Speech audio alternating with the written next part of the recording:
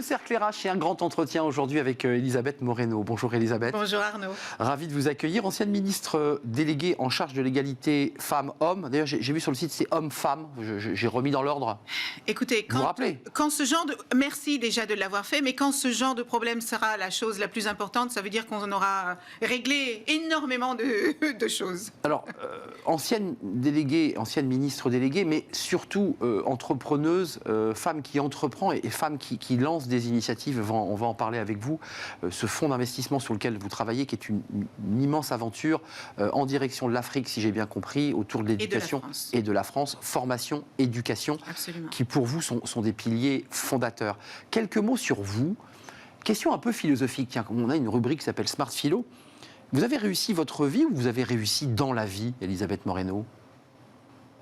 Je dirais plutôt que j'ai réussi dans la vie. J'ai réussi dans la vie parce que le départ de ma vie ne me prédestinait pas à réussir. Je fais partie de ces personnes sur qui on n'aurait pas misé, on n'aurait pas pensé que j'aurais la carrière que j'ai eue, et moi certainement pas, parce que le déterminisme social fait que parfois on s'enferme dans des boîtes et on s'interdit de rêver trop grand. Est-ce que j'ai réussi ma vie? Non, parce que j'ai encore énormément de choses à faire, parce qu'il y a des choses que j'ai échouées. Mais vous savez, il n'y a que les personnes qui ne font rien qui n'échouent pas. Et c'est aussi grâce à mes échecs que je suis arrivée là où je suis. Donc j'ai réussi dans la vie, mais il reste encore beaucoup de choses à accomplir. Je considère que vous faites partie de ces femmes inspirantes, même lorsqu'elles ne s'expriment pas verbalement. Vous êtes une femme inspirante. Est-ce que vous en avez conscience ? J'en ai pris conscience à force de l'entendre, et je le dis avec humilité. Par votre parcours, par votre histoire, par votre résilience aussi. Par mon parcours, parce que j'ai un parcours atypique qui probablement parle aux personnes qui sont parties de loin et à qui on a dit de rester à leur place. Finalement, je pense que mon parcours dit que la place qui est la nôtre, c'est celle que nous choisissons. Donc, je crois que les personnes qui sont inspirées par mon parcours sont ces personnes qui se reconnaissent en moi parce que elles sont ce qu'elles sont. On leur accorde la possibilité de faire certaines choses ou pas. Et si je peux dire à ces personnes au travers de mon histoire qu'elles peuvent tout faire, est-ce que ce sera facile? Non. Est-ce qu'il faudra se battre? Est-ce qu'il faudra travailler? Est-ce qu'il faudra être résilient? Oui. Mais est-ce que c'est possible? C'est ça la bonne nouvelle. En tout cas, vous donnez espoir à ceux qui, parfois, ont le sentiment qu'ils ont un plafond de verre au-dessus de la tête.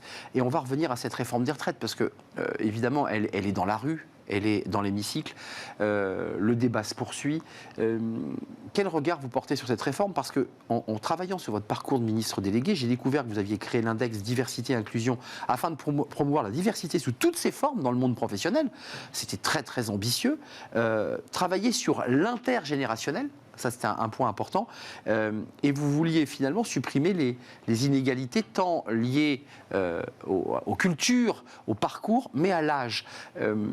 Comment vous la regardez, cette réforme qui semble, et pas sur le plan politique, est-ce que vous pensez qu'on a envie de se dire presque tout ça pour ça? Moi, cette réforme, je la regarde avec curiosité dans l'émotion qu'elle suscite. On est en train de dire que pour sauver notre système de retraite à répartition, il va falloir qu'on travaille 1 an ou 1 an et demi de plus. C'est un système qu'on nous envie dans le monde entier, c'est un système auquel nous sommes attachés, c'est un système de solidarité intergénérationnelle et les gens sont dans la rue et ils sont inquiets et ils sont préoccupés. Je pense que cette réforme est nécessaire. Je pense qu'il est important que chacun comprenne pourquoi elle est importante.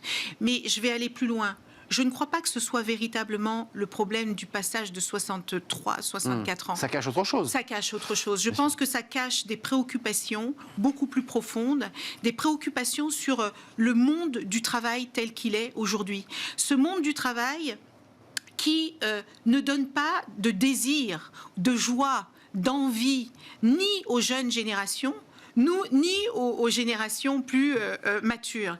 Et je crois que cette réforme eût pu être une formidable opportunité de repenser le monde du travail. Ce qui n'est pas le cas. Une formidable opportunité de se demander pourquoi des jeunes qui ont entre 15 et 20 ans et qui ne seront pas à la retraite avant au moins 50 ans descendent dans la rue, se posent la question et vont dans la rue pour dire je ne veux pas de cette réforme.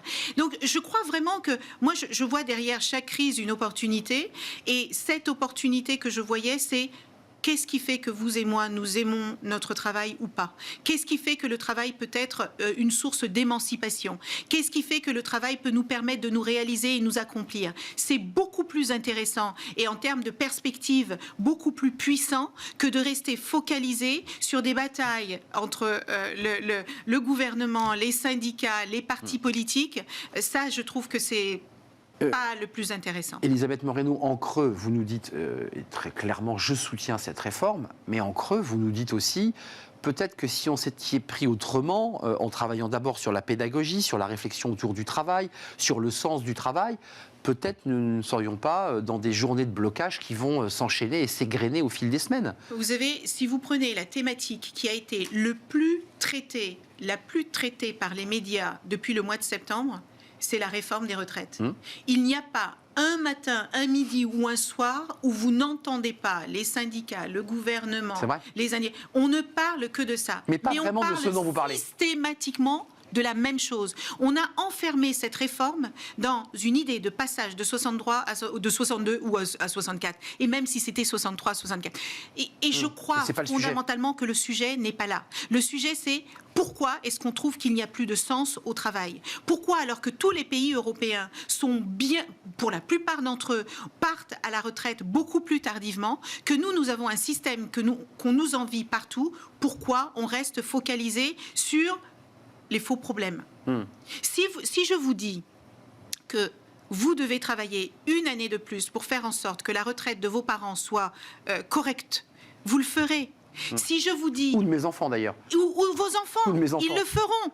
Si je vous dis, écoutez, il n'est pas normal que dans un pays aussi fort, aussi puissant, la 7e puissance économique mondiale, où il y a tellement d'opportunités de créer de nouveaux jobs, où on a besoin de faire une transition énergétique, industrielle, écologique, colossale, dans laquelle on peut réinventer le sens du travail, là, les discussions deviennent intéressantes. D'ailleurs, je m'autorise, vous assumez, c'est intéressant, vous n'êtes plus dans le gouvernement, donc vous avez une liberté de parole aussi, d'assumer le fait que, après tout, ces rentrées fiscales... J'ai jamais perdu ma liberté de parole. Non, c'est vrai. Quel que soit le prix que ça m'écoute. Vous reconnaîtrez qu'on est un peu plus cadenassé quand on est vrai, au gouvernement. Il faut faire plus attention. C'était pas un parce que chaque virgule peut être commentée et travestie. Mais vous nous dites quand même que cet argent récolté grâce à cette année supplémentaire peut aussi servir à payer autre chose que les retraites, parce qu'on a des enjeux écologiques, on a des enjeux économiques, et que tout ça peut aussi nourrir la richesse de la nation. Parce que ce débat est quand même un petit peu complexe au sein du gouvernement. Ce sont nos impôts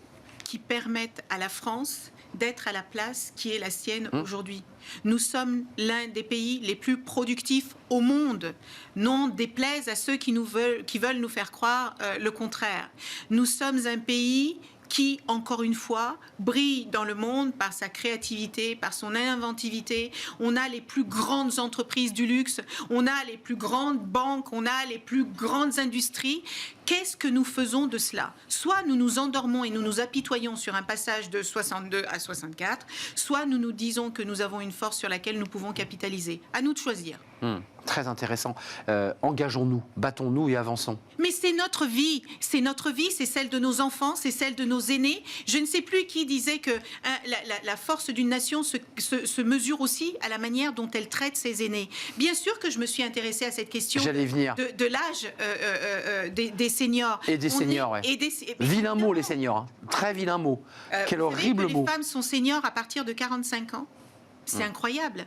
On a un véritable sujet sur l'agisme dans notre pays. Un véritable sujet.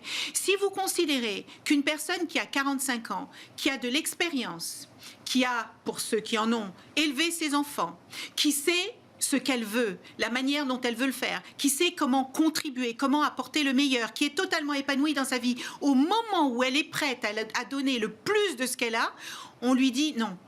Non, laisse la place aux jeunes. Aux jeunes. Mais dans tous les pays du monde, vous avez besoin de l'expérience des aînés et de la force vive et de la dynamique des jeunes pour y arriver. Pourquoi est-ce qu'il serait différent, différent dans notre pays? C'est d'ailleurs au crédit d'Emmanuel Macron, hein, comme cette politique d'un jeune, une solution. On en parle beaucoup sur ce plateau, on est partenaire. Qui a donné des résultats et qui a donné de très bons résultats. Accélérons sur les seniors. Nous avons le même enjeu avec les seniors. Vous ne pouvez pas partir à la retraite à un âge que vous ne souhaitez pas. Moi, je suis extrêmement attachée au choix. Si vous avez envie de travailler jusqu'à 70 ans, parce que vous aimez votre métier, parce que vous adorez ce que vous faites, eh bien faites-le. Et si vous voulez ou si vous devez vous arrêter parce que vous avez des métiers pénibles, parce que vous avez commencé à travailler à 17 ans, parce que vous êtes allé à l'usine et que c'est pas toujours très drôle, eh bien dans ce cas-là, mettons des règles qui vous donnent le sentiment d'être considéré en tant qu'être humain et pas seulement une ressource humaine et un chiffre sur un papier. Ça, c'est un sujet intéressant d'ailleurs parce que la notion de liberté et de pénibilité, elle est aussi posée dans cette réforme. Et elle est fondamentale. Et pas réglée, mon faut le père a préciser. travaillé sur les chantiers toute sa vie, qu'il pleuve, qu'il vente ou qu'il neige. Évidemment que sa situation est beaucoup plus compliquée que la mienne qui est travaillée dans des bureaux cosy et qui... voilà, donc il faut avoir cette notion de pénibilité en tête. Il faut travailler aussi sur les questions des régimes spéciaux, parce que s'ils étaient spéciaux il y a 50 ans, qu'est-ce qui justifie qu'ils le soient encore aujourd'hui? Certains doivent le rester. Il y a la police, il y a les corps régaliens, mais certains ne sont plus d'actualité, on est d'accord. Et c'est pour ça que je vous dis que véritablement, cette réforme des retraites eût pu être un moyen de dialogue, de discussion sur la société et sur le monde du travail tel qu'il existe aujourd'hui et sur celui que nous allons préparer pour répondre aux enjeux de demain. Je regrette que ce ne soit pas le cas.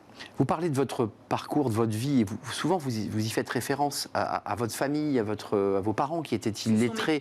Ce sont vos piliers. Oui. On a le sentiment aussi qu'il vous donne beaucoup de force, l'histoire de vos parents, leur labeur, leur souffrance, et les souffrances familiales, parce que vous avez aussi traversé des moments difficiles au sein de votre famille. La suite, c'est de rendre, on a le sentiment qu'à travers ce fonds d'investissement, pour terminer notre émission, ce que vous êtes en train de bâtir, une passerelle entre la France, entre l'Afrique, il y a quelque chose chez vous, à cet instant de votre vie, qui est de rendre. Oui. Il y a de ça? Oui, il y a beaucoup de ça. D'abord, je suis extrêmement fière de ma double culture. Capverdienne, on ne l'a pas précisé. Capverdienne et française. C'est important de le dire. Et c'est important parce que c'est tellement petit. C'est petit et c'est très beau. C'est magnifique. Je suis extrêmement fière de ma double culture.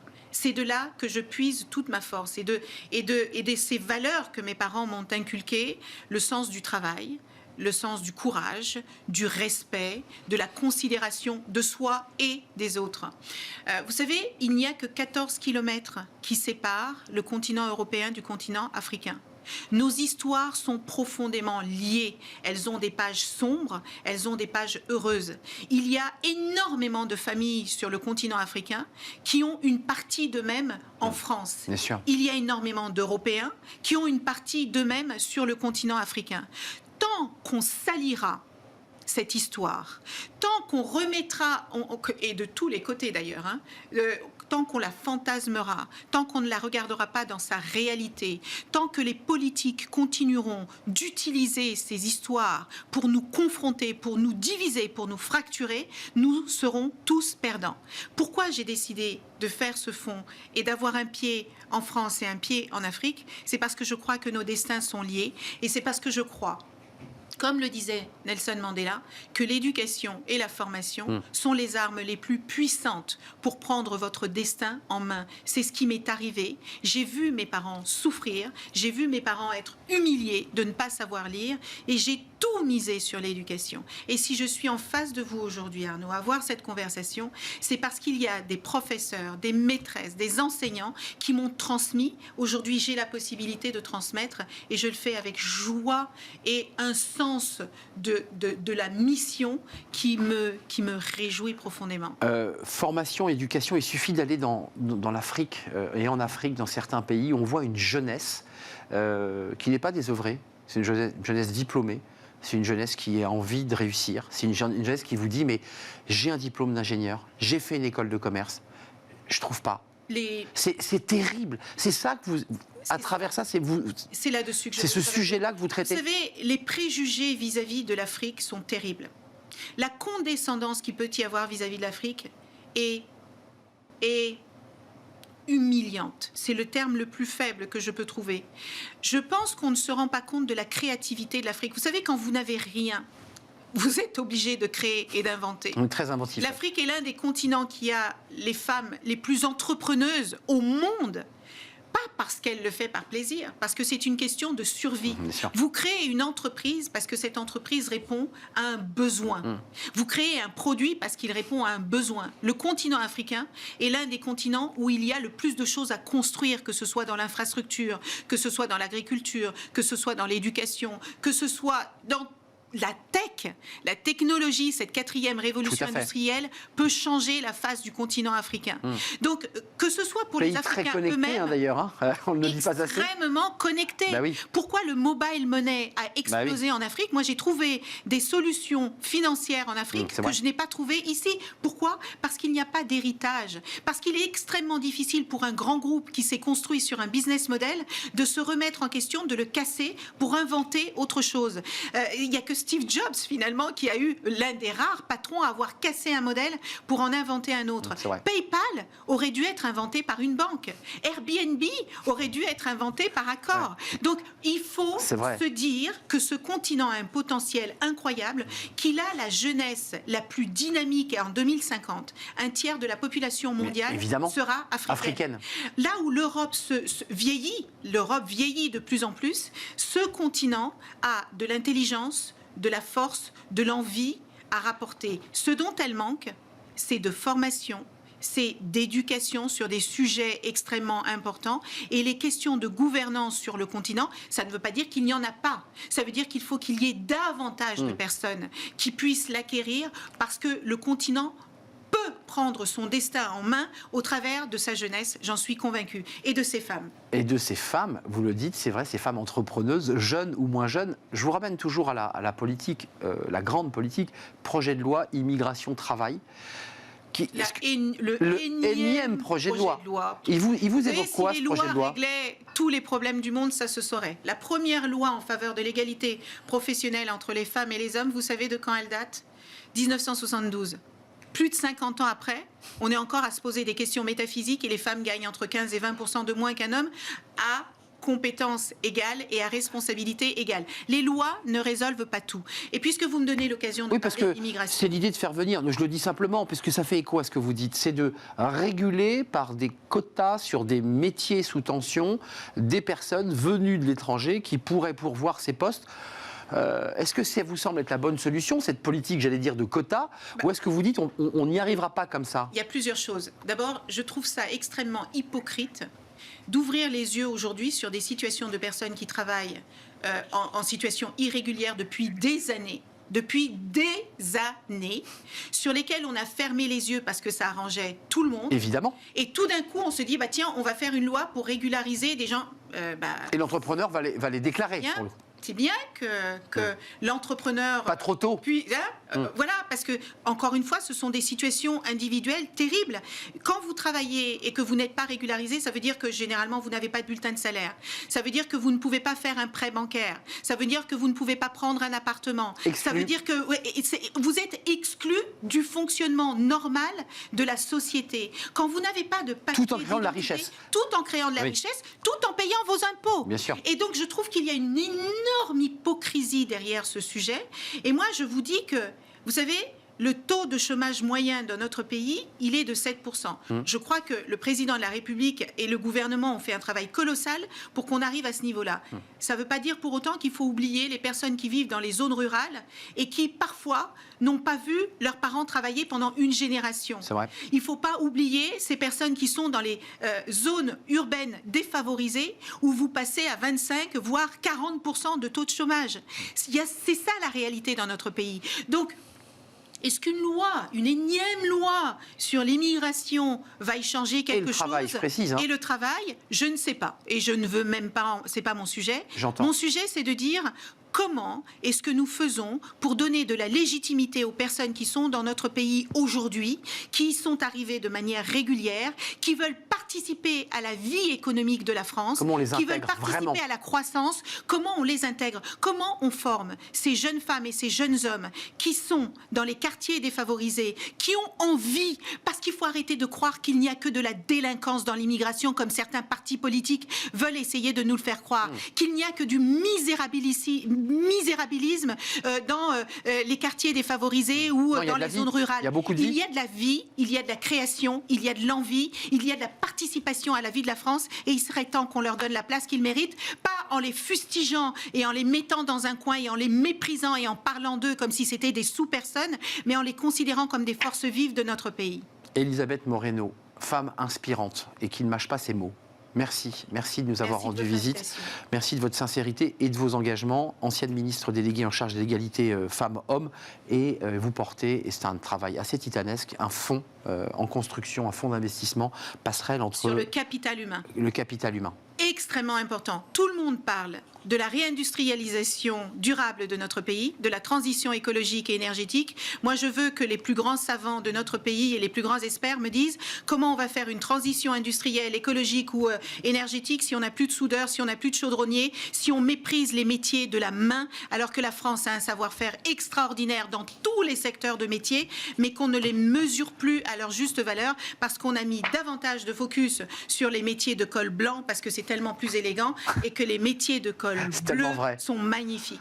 Merci, c'est toujours un plaisir de vous accueillir, Elisabeth Moreno. Merci de votre invitation. Bon vent pour ce travail, cette aventure de ce fonds, et puis pour tous les mots que vous prononcez ici sur ce plateau de Smart Job. Merci et à très très bientôt. On termine notre émission avec Fenêtre sur l'emploi et on parle de recrutement évidemment.